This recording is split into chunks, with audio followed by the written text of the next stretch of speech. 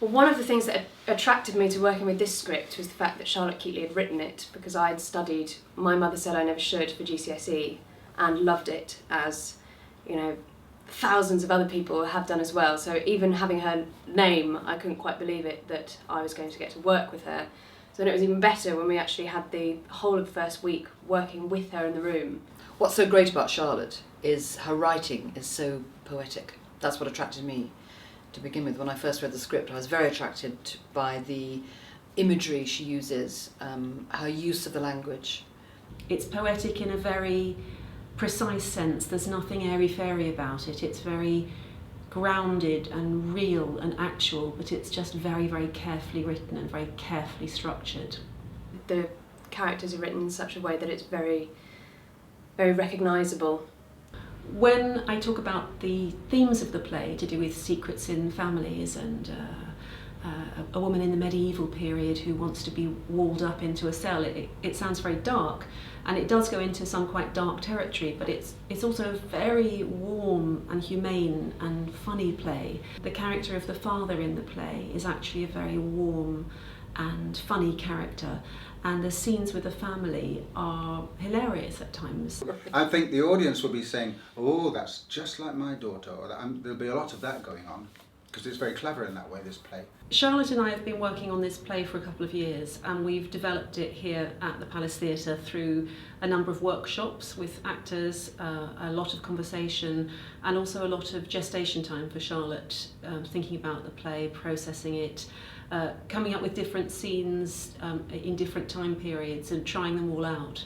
She doesn't write in a linear way. She writes scenes that have an emotional logic to how they fit together. So there's one scene in 1996, one scene in 2012, one scene in 1212. I'm playing the parts of Jack and the priest. One is set in the 13th century, the priest, medieval priest, and he is nursing an anchoress, if you like, back to trying to persuade her to not enter a cell for the whole of her life.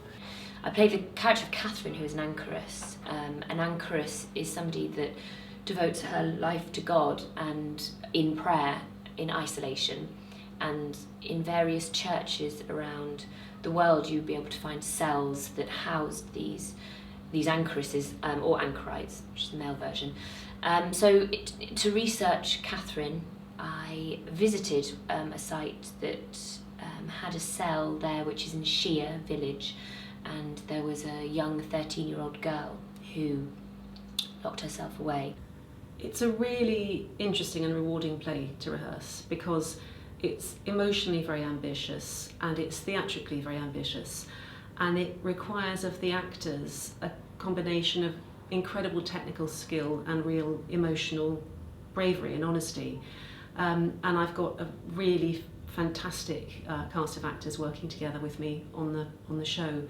Yeah, I've been blogging. I've been at the end of each day.